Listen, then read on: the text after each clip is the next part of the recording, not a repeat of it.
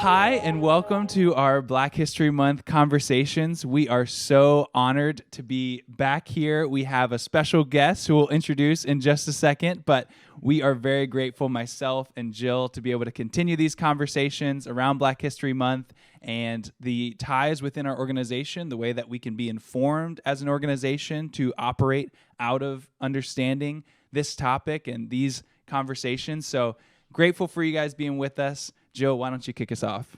I think a great way to start is just to hear a little bit about your background and a brief introduction of who you are. All right. Well, I love this question because who I am is an amazing, resilient child of God named Crystal Morris. So, what I do is that I'm married.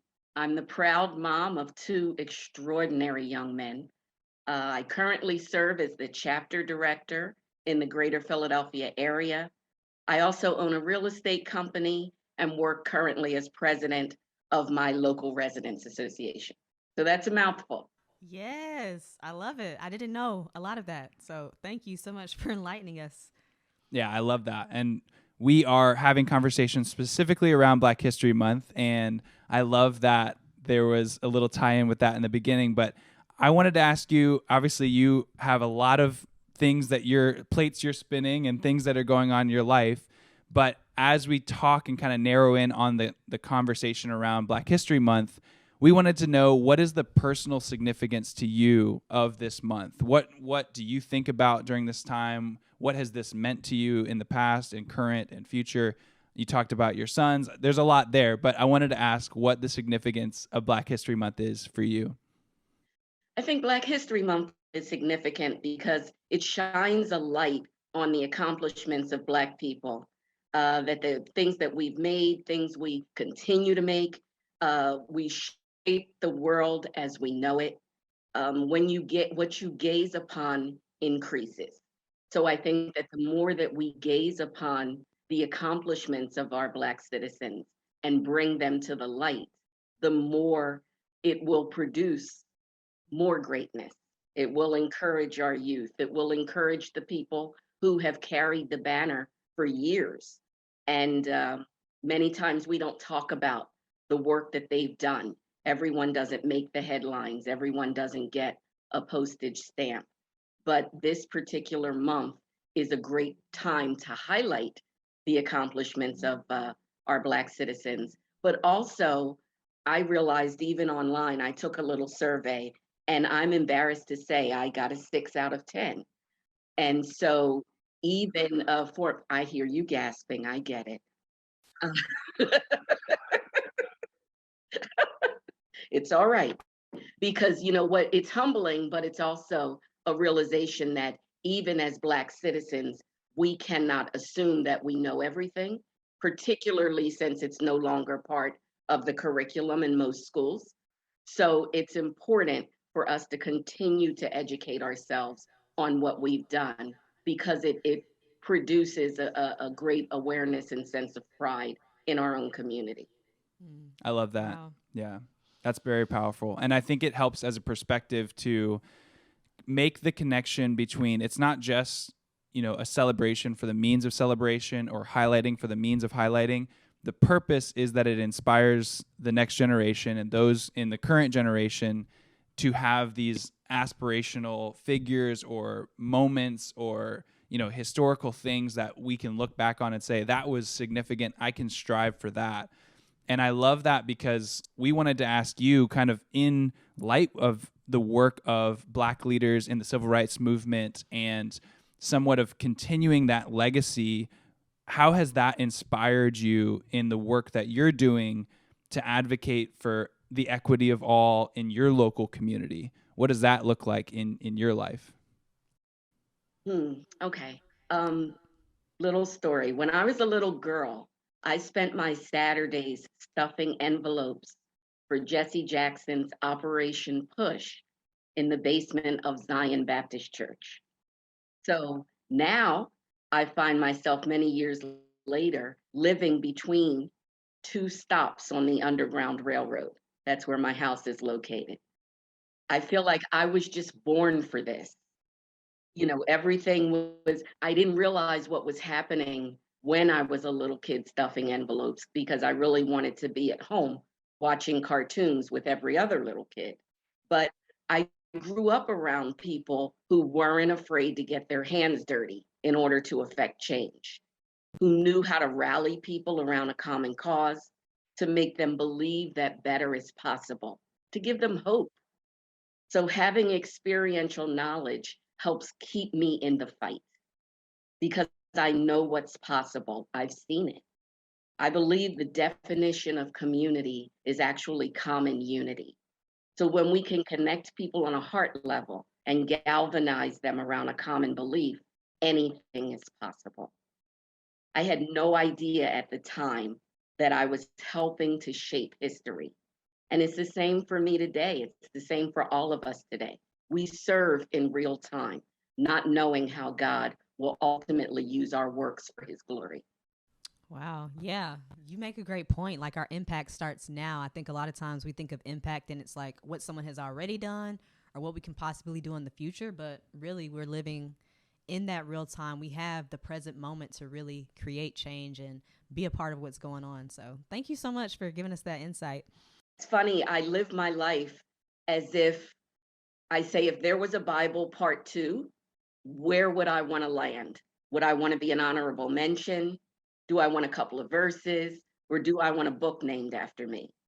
And if I live my life the way that I want to be the book of Crystal, I want people to come after me and be able to read my life and help to inspire them to do what God is calling them to do. And it may not be what he called me to do. That's all right. But we all need tangible examples of what's possible, very much the same way we look to Jesus as a tangible example of what's possible. We need that for one another. Wow, I'm inspired. Absolutely. Like I need to be thinking about a book of Jill, I feel like, for sure. Very good. In October at Think Tank, at our event, you were awarded the Perseverance Award. And what I wanted to ask is, as a Black woman, one, what does perseverance look like in your life? And do you feel like being perseverant has added any burden or expectation as you journey through life? What is that? What has that experience been like for you? Perseverance is like a double-edged sword. I was so honored to get that award. And I feel like as a Black woman, perseverance can just be what we do. We get up, we grind it out, we take care of our kids, we take care of our families, we go to work, we do what needs to be done because if not else, not us, then who? Very often, if in particular, I grew up with a single mom, there was no one to look around to. If she didn't do it, it didn't get done.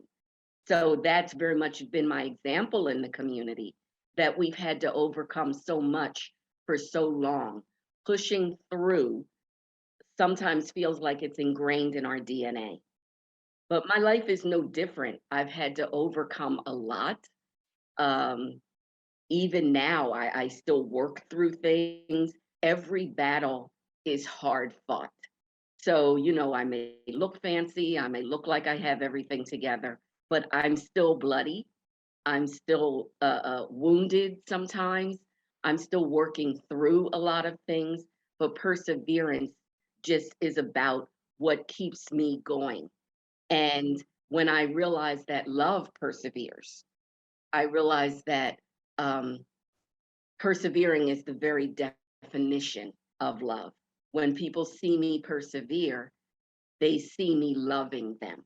They see me pushing through my feelings to do what needs to be done.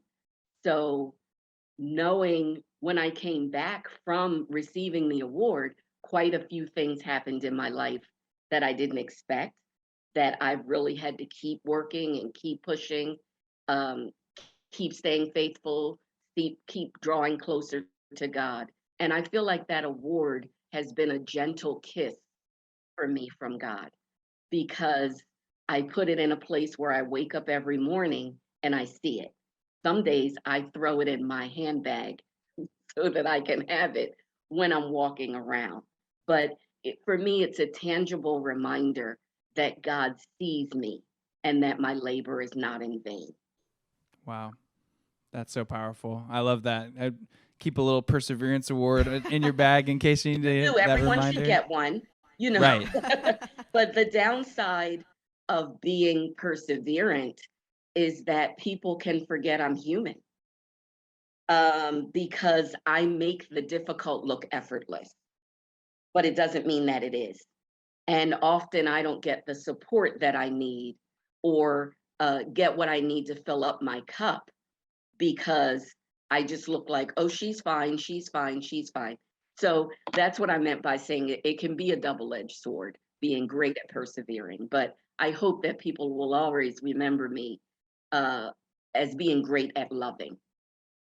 Sure. We I wanted to. I was going to say, we definitely will at Hope Worldwide. That's Yes. definitely been your legacy with us. But sorry, go For ahead. sure. No, I just wanted to dig in a little bit deeper because I'm interested and I'm intrigued. But how do you navigate, I guess, that space of the perseverance and the expectation of it? What really does keep you going? Because I know you mentioned that like perseverance is what it looks like to continue. What do you feel like are some of those things that allow you to continue when you maybe don't feel that you have it in yourself to do the hard things or to continue to make things happen? I think I try to teach myself and my kids that you need to find something you love more than yourself. And the first time I felt that love was becoming a mom, that it didn't matter that I had a child that woke up every 4 hours like clockwork to eat. I didn't get up in the middle of the night and say, oh, I can't believe this. Is he up again? How many times is he going to be hungry?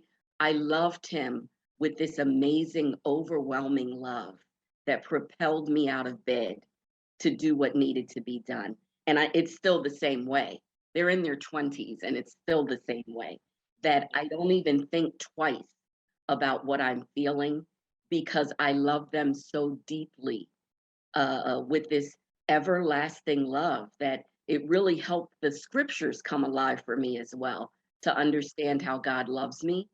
And that keeps me moving forward, because I know that before me, there were people who laid down their lives so that I could be here, so that I could own a home. I live in a community where Blacks were not permitted to buy property for a really long time. And I live here. And not only do I live here, I get to run the community. What an incredible honor, because someone persevered. And how can I not do that for the next generation? So that's what kind of love keeps me going. Came full circle. I Absolutely. love it. Yeah. That's so powerful. And it's so inspiring to think about the way that perseverance paved a way for current things, and the way that your perseverance and the perseverance of others is paving ways for other things in the future. And that's just such a great reminder of hope, and the way that perseverance brings hope. And Yes. that's such a powerful example. So thank you for that. You're welcome. We actually, this year, we're talking about the theme of Black History Month. And this year's theme is Black health and wellness. And so talking about this level of perseverance, it makes me think about, for you as a chapter director, how is it that you're able to, or what ways do you seek out balancing all that you're working on, all these things that you are giving yourself to, in a way that you still are able to maintain your health and your wellness, and maybe those are helpful for others, or maybe you're learning things that would be helpful. But I just wanted to ask what that looks like for you in terms of seeking out ways to balance all that you're persevering through and working on. Well, balance is the key. And just to be transparent, I don't have it. I'm working on it. So I can often feel like I'm juggling a lot of balls, and if I drop one, it's a disaster. So I'm working really hard on just being well balanced. My mother happens to be, she's 88 years old and ill right now. So I've spent quite a lot of time thinking about health and wellness. So as I said, I grew up around women who just got it done, but they rarely stopped to check in on themselves. So one of the things that I'm working on right now is just setting some guardrails around my life. The having more fun. I could stand to have a lot more fun than I do. So I want to have more fun. But I also realize that I love going to therapy. There are many ladies out there who like the spa or a great mani-pedi or getting their hair done. I have zero interest in any of that. My relaxing thing is talking to someone else and being heard and being helped. So that is something that I definitely have to keep doing so that it enables me to throw off the things that weigh me down so that I like to say that I can't fly with gum attached to my wings. So going to therapy is really just about getting that gum taken off so that I can fly higher and do the things that I feel like God calls me to do. I I love love that. it. So good. Effortless, Crystal. Or at least you make it seem that way. A big part of our big, hopeful, audacious goal is to inspire greater hope. We talk about engaging every member and making sure every engagement is transforming. And so when I think about you as a chapter director, you're very much hands on in your community. And in Philadelphia, as a Black woman, what are some of the specific challenges that you face? What are some of the issues that you're trying to tackle through your chapter, or maybe even as an individual, that you're seeking to address through inspiring greater hope, the work that you do in your local chapter and work that you maybe personally do as well? There's so much work to be done. And in Philadelphia, I believe we are ranked as the poorest large city in the country. So there's always a lot to do, and it can become overwhelming because you feel like I am not making a dent. So I like to focus on my strengths, and I think that the thing that I'm pushing forward the most right now, particularly, is mental health. Coming out of the pandemic, we all realize it didn't go really well for a lot of people. And it's hard to say I'm not okay. It's hard to say I need help. So I like to create spaces by leading the way and saying when I'm not okay, so that other people feel comfortable in doing the same, especially young people. Being a person who's raising sons that have already been traumatized by many of the things that they've seen, by many of the friends that they've already lost, uh, even before they were in their 20s. Uh, Having to help people walk through that kind of thing, that's real. That's what's going on in our world. And that's the root of the tree, and everything else is a leaf. So when we talk about reducing crime rate, reducing gun violence, reducing inequities in our community, we cannot have those conversations without talking about the inner man. What's talking about the thought life, what's going on in your home, what's going on in your mind that would enable you to live outside of the boundaries of normal society. So I think that's where the digging starts. But obviously, as a real estate broker, my passion is housing. I think that housing insecurity is a bigger deal than we realize. There's something amazing about coming to the same place every day, having a home. And we don't realize when we're talking about eviction moratoriums and things that become political, that what we're really talking about is children who have to change schools once every 6 months to a year because they're housing insecure. Or many children, my sons have had classmates who were experiencing homelessness and being disciplined for not behaving well in school, only to find out they lived in a shelter. So it's really hard to behave well when you're fearful at night when you go to sleep. So I think if we could just get as many of our citizens as possible to have a home, to be part of a community, to have a sense of belonging, I think that's something that easily can transform our country and ultimately the world, because this is the same problem all over the world, that people just don't have a place to be. Yeah.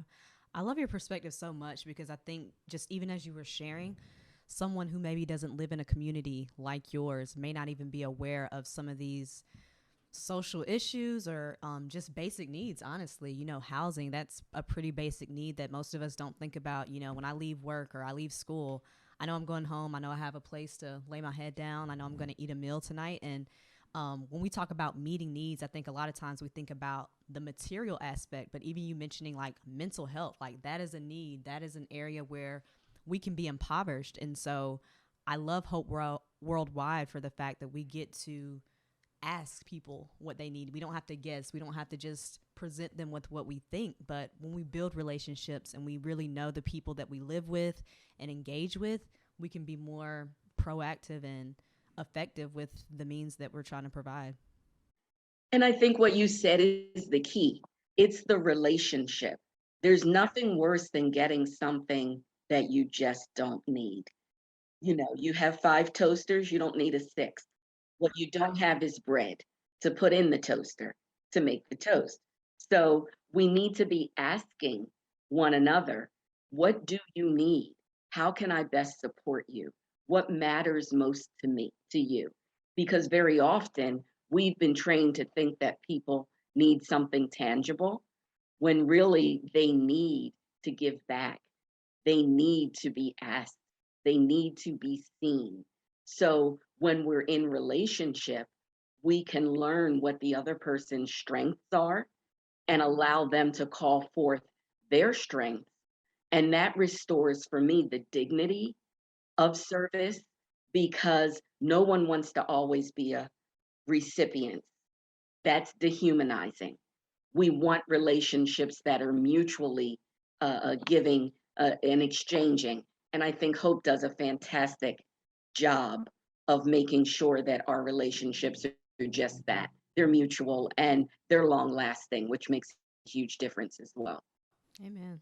Well, thank you for your example in that and for helping us as we continue to grow in that part of our work. And thank you for this conversation. This has been amazing, and I'm so grateful to be a part of it. I'm so grateful that we got to have you here. And yeah, just thank you for sharing everything that you've shared today, your vulnerability, your wisdom. We just so appreciate your example. So thank you for being with us. Thank you for everyone who's joined us for this conversation. We are just honored to be able to have these, and we look forward to many more.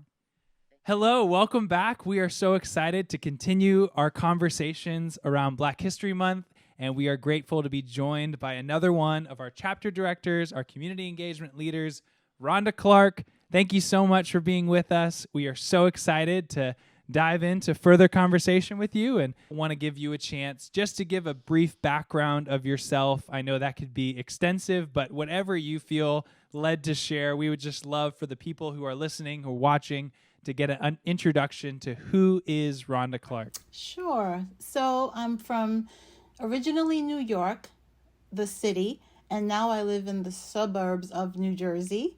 I've been a part of the church since 1995. And I think I spent most of my time in the preteen and youth and family ministry, spending time with those like 12, 13, 14-year-olds. That's my sweet spot. I have a 14-year-old now. It's not as sweet, but it's a little different. But yeah, so I think I describe myself as a robin, where I'll support anything and help anyone do anything, but not so much a Batman. And Hope Worldwide has helped me to kind of have a, Esther moment for such a time as this, where I could have a voice about things that were hidden in my heart that I'm really really passionate about.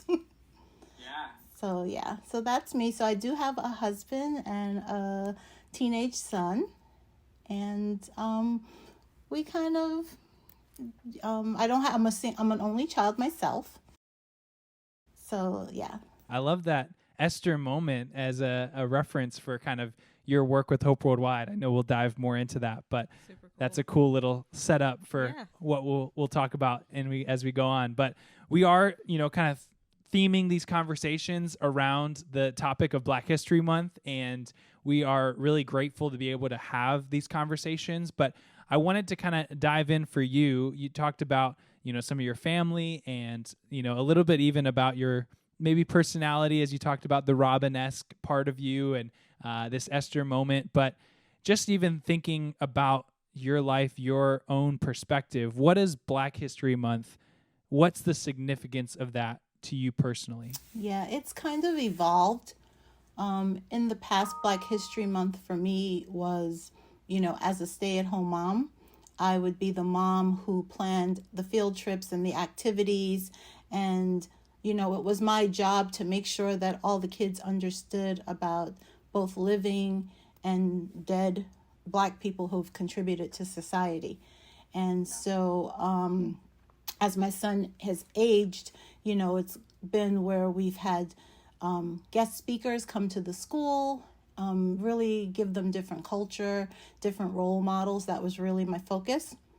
And now I see it more as a great opportunity, in Deuteronomy, where God just always talks about remember where you came from, don't forget, that it's a great way for America to really look at the past and highlight the silent heroes that maybe didn't have a voice before. So I focused a lot now on having really genuine relationships where we're really talking about those things. So it's not so much the Black History Day. Black History Month gives me an opportunity, but something that I'm trying to live out, every day. Awesome. I love what you talked about, just being able to look back in the past. And I wonder, just even with the work that you're doing as a chapter director, how does being a Black woman influence the way that you lead? Yeah, I think, as a Black woman, there's a certain responsibility and kind of a oppression and a pain that you carry every day. And you maybe don't let it show, but it really carries a responsibility. And so when I lead my chapter, I think it's very relational. We're family. If someone has a death, a sickness, something with the kids, we know each other's kids, we know each other's husbands, we call each other. And that kind of comes out of a freedom to have a voice, where your ideas, your expression, I don't want to have we don't have cookie cutter relationships with each other. We don't have cookie cutter relationships with God. So we shouldn't have cookie cutter relationships in how we serve and what we give to our communities. And I think one of the things that I've learned, or that I'm learning really, is that when we go into a community, that person in the community who's maybe leading their event or who we're partnering with, for me not to judge them based on a cookie cutter, like what I think a leader should look like or what I think someone who's helping looks like, but to really value what that person, who they are, their story. And so I kind of try to incorporate that with all my relationships and leadership. Wow, that's powerful. Yeah, I love that. I think it's so important for us to lead with the strengths of the community and not necessarily try to amplify our own. So I appreciate what you mentioned. And I think along those same lines, like with you being a chapter director and you're typically responsible for leading the charge of meeting the needs of marginalized, is there ever a time where you feel like you recognize your own needs as you're even serving these people, our neighbors who may have some needs? Oh, that's a great question. One of our projects that we have, actually, we're helping rebuild an old brownstone. It's a 5-level brownstone, and it's going to be kind of like a halfway house for the formerly incarcerated. And it was really challenging for me to connect. How do I really feel about people who were imprisoned? How do I feel about someone who was in prison moving into my community? And it really helped me to dig into my own humanity and really look at the scriptures, where Jesus said, when I was sick, when I was poor, when I was in prison. And I'm like, oh my gosh, the imprisoned are important to Jesus. So it was a big learning aha moment for me. And when we're there, there's a guy, and he comes in every week. We could be painting, whatever we're doing. He's in a suit, a collared shirt, hard bottom shoes, and you're kind of like, did they tell you, we were painting today, and he says, when people see me, they see a convict. They see a black man. I have to dress like this. And it's very emotional to me because I do have a black son, that I see like my son is judged the same way.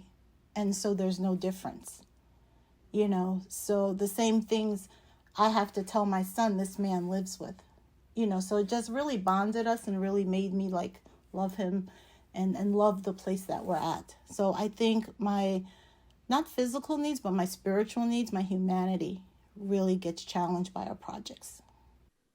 That is so deep. I love you didn't go where I thought you were going to go with that. So I love that you see your needs in like the way you have a tendency to sometimes judge, like that can also be something you experience. And I think a lot of times we miss that. Like we worry about how people view us, like, give me an opportunity, give me a chance. But sometimes we often do the same thing to other people. So I love that you brought that to light. That was really good.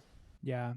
Yeah. I feel like what a powerful story. I think there's so many times where, we feel the need to serve and we're like, oh, this is my opportunity to give. And I think the power of not even expecting and oftentimes we're surprised by how given to we are in those contexts. And I think it's really helpful even to have that personal connection, even through the fact that both of you having a black son and him being a black man, and that personal opportunity to almost see him through a different lens. I just feel like that's so powerful. I don't know. I feel like, I don't know, what do you think about as we approach and as we're serving in our local communities? Are there ways that you've found that are helpful, that maybe there aren't always those direct correlations or connections, but that we can try to have that perspective, even if it isn't as direct as, say, what that example is? Have you found any ways that have been helpful in that? So our motto is the judge is 6, go in the strength you have. So New York, New Jersey was the epicenter for COVID. And so when you think about the strength you have, how are you going to tell someone to get on the subway to go give food or do something for someone else and risk their lives? So we really try to focus on where we are and meet our needs first and meet each other's needs in our family. We have chapter directors here who lost whole families, and still were serving, still were giving. And so it might not be direct as far as race or color, but there's something, someone might be experiencing homelessness, but you experience some stuff either, in church, out of church, teens, grown up, whatever. We've all been in some dark places on our own. So you can connect to that. And also we do a lot of training. Hope Worldwide's been great about coming in, on Zoom and doing respect and mutuality, the cultural classes. And just this past Saturday, Drew came and she did the class she did at the think tank on how to train your volunteers. And we had 2 people from staff on the call. And it was so, even hearing it the second time, because, at the think tank, you're like, get to this class, get to that class. But to really focus and talk about, intersectionality and talk about how are we different? How are we the same? Talking about those preconceived things before we go in, addressing our biases. And when she just talked about how these people don't need your rudeness, they don't need your judgment. It was really humbling and really sobering. And so the more people I think, in our region, in our area, who can learn to pivot and kind of think that way, I think that'll help address a lot of those connections, because you're already looking at it before you go into the service project. Oh, that's so helpful. Yeah, I feel like if we can see each other with fresh eyes or with that understanding of each other's humanity and even addressing the biases that we have coming into those situations, I think that it just changes the relationship. It changes the dynamic. And it's interesting. So this Black History Month's theme is Black health and wellness. And I was thinking about when you were talking about some of the things that you just kind of naturally wear. You said you talked about just the pain, the oppression, the things that have, as a culture, just been the history that you have on your shoulders in a way on a daily basis. And then you talk about the work that you're doing and you're going into these communities, or the job you do as a mom. There's so many things that you're doing. I wanted to ask for you, are there ways in which that you're able to balance your own personal wellness as you're carrying this weight, but also taking on new weight and balancing all the things that you have going on? Is there anything that's been helpful for you in managing that stress and weight and not, completely being overwhelmed by all of that? I don't know. What's been helpful for you on that? One, I'm a party queen. Okay. There you go. I have a husband that loves to drive and loves to travel. So pretty much at least once a month we go like on a long drive and just veg, hiking into nature and just like get away. So that's super, super helpful. But one of the things that really has helped me, honestly, the past couple of years are creating safe spaces and cultivating relationships where, I can just say, like, yesterday, I don't know if you guys heard it down there, but there was an incident in the mall where two kids got into a fight, and one was Black and one was white, and the white kid was on top of the Black kid, but when the police came, they told him to sit down, and they threw the Black kid on the floor, put their knee in his back, and arrested him. And he was 14. Now, I have a 14-year-old son who hangs out at the mall with his friends. So I'm sitting in my car bawling, just over the whole situation. And I'm just thinking of this mom getting that phone call, that your son's been arrested. Thinking of the shame and the humiliation of that child having to be handcuffed. And so it was a really emotional day for me yesterday. And I could go to work. My relationships with my coworkers are like, guys, did you see this video? This is how I'm feeling. And then they started sharing, oh my gosh, that happened to my brother. Or are you okay? And we have such a healthy relationship that we could talk about it, take those 2 minutes and move on, and that has helped me a lot, where I don't keep it inside anymore. This is where I am. This is what's going on, and this is how it affects me, so that's helped a lot. Yeah, that's powerful, having those friendships and relationships that you can lean on in those moments. We all need community, and so that can be so helpful. And in keeping in line with the theme, that Black health and wellness, last month we shared your video about the blood drive, and you shared your own personal story, which was a pretty incredible story. If you haven't checked it out, I highly suggest you watch the video. But it was interesting and eye-opening for myself, because you shared a little bit about, even within something that seems as, I don't know, a given, a natural, something we don't think about often as healthcare, there are disparities within marginalized communities in terms of access and other things. Could you just elaborate on what you've learned as you shared a little bit about that, but anything that would be helpful around having a better understanding of where those disparities are, how that affects those communities? Yeah, I didn't mention my day job is I'm an office manager for a cardiology firm. And it's the doctor is actually a Black cardiologist, which is, there's very few of them in the country. And oh my gosh, the things that I've learned, guys, the people who live in marginalized communities, at first you joke about it. You're like, why does everyone come to him?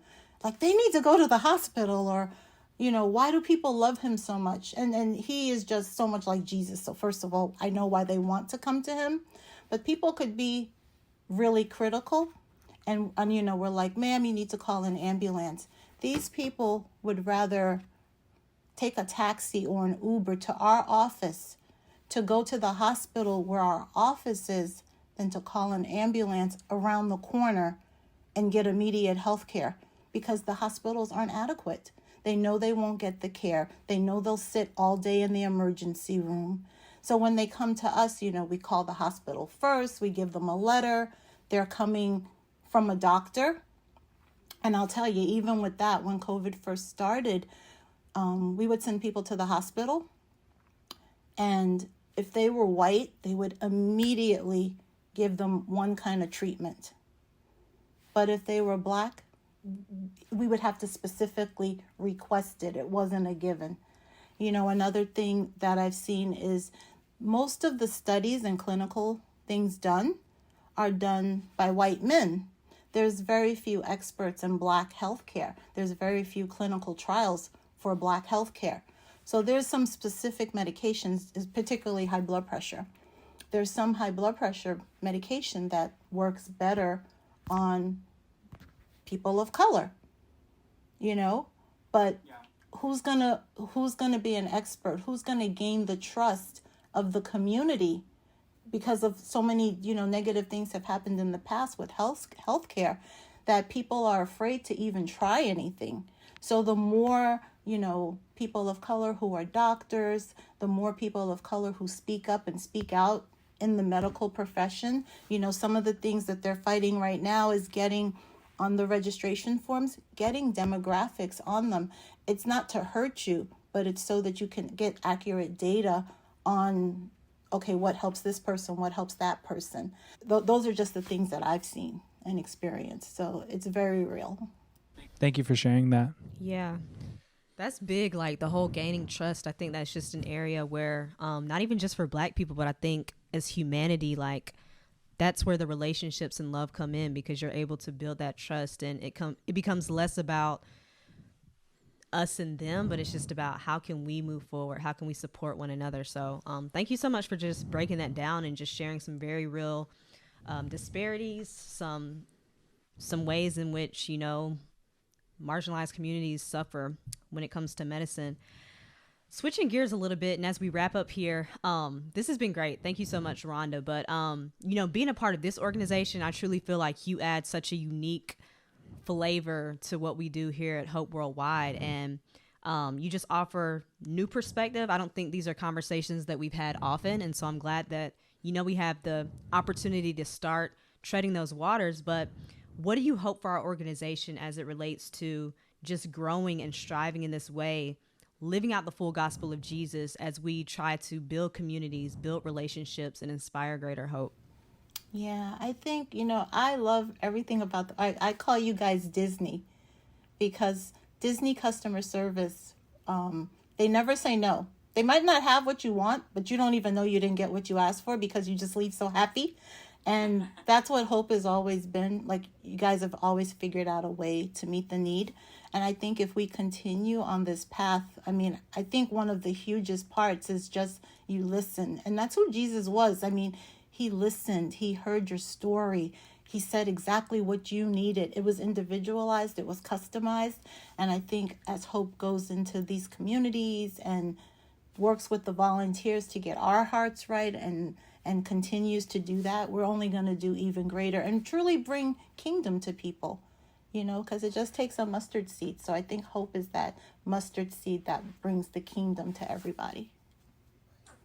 Amen. Amen. What a perfect note to end on. Thank you, Rhonda. That was such a helpful conversation, and so grateful for just your vulnerability, the wisdom that you bring, and just the perspective you have. We're so grateful to have you here, and just grateful for all those joining us and being a part of these conversations. We're looking forward to next month is Women's History Month. We'll continue with some more conversations, and we're just very grateful to be able to have this time. So thank you, Rhonda, for being here. Thank and you everyone guys for joining us. Thank you so much.